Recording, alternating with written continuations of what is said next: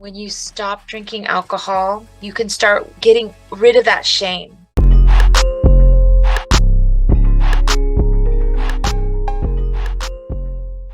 Hi, it's Coach Ruby. Thank you for joining me. So today I want to talk about hiding your drinking or isolating drinking. So this is definitely a part of my story. I started out drinking like maybe in my 20s, or I tried it in high school, but then in my 20s, when I could drink legally or whatever, it was just to have fun, or what I thought was fun, and to socialize and to fit in. And over time, my drinking increased. It also increased in terms of started drinking every day, and then it increased in how much I drank.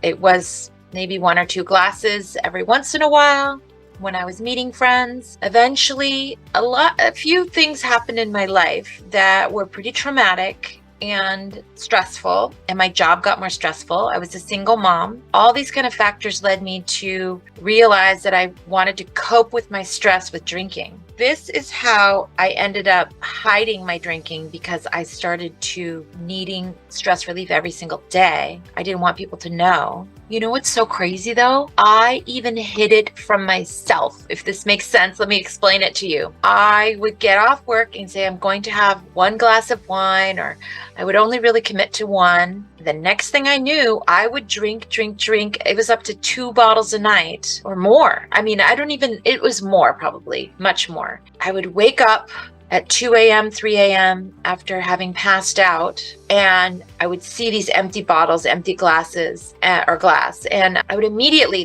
rinse out my glass, go take the empty bottles of wine, this was usually wine, rinse them out, go over to the recycling, hide them, this is at 2 or 3 in the morning, hide them in the recycling bin at the bottom underneath paper and other things, so that I could wake up in the morning, have a clean coffee table, and not see the wine. I feel like now when I talk about it that it's like another way that alcohol just makes me do things that are not to my core beliefs, like who I really am. It made me act in such strange ways, changed my personality as well. My core belief, one of them, is to be honest and open. And I was definitely hiding my drinking, hiding it from my friends, hiding it from my family. Even I remember going to a party. I would bring a bottle, but I never knew how much a host, say at a dinner party, had.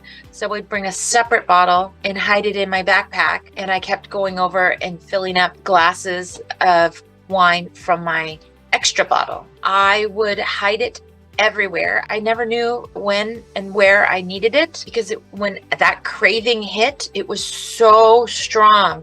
So I would end up bringing it in those coffee type mugs or other water bottles that are sealed, so I could bring it with me wherever I was if I needed to have a drink. That's how it got. This is what happens, people. It's the nature of alcohol. You need more and more and more to feel that way, and then eventually it was such an obsession for me that I thought about it all the time. I was either recovering from drinking, thinking about when my next drink was, actively drinking, which then means I'm not doing the things that I would love to do that are healthy. But once I started drinking in the evenings, I wasn't getting all of my chores done. I wasn't practicing self-care, taking off my makeup and brushing my teeth. Then I was not sleeping well, waking up in the middle of the night. And I felt so much shame. I was hiding all of this from the people that I loved, lying, sneaking, hiding it. And like I said, even from my own self. Yeah, my brain was not functioning properly. And now,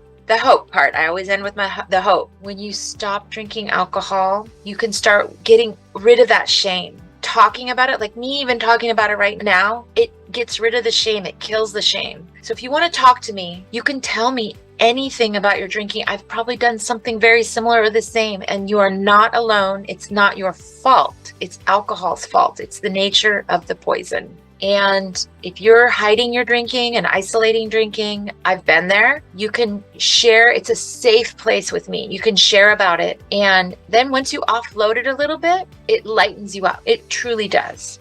I'd love to hear from you. Just chat and see how you're doing and get to meet you and know you. And maybe we can work together too. Thank you for watching.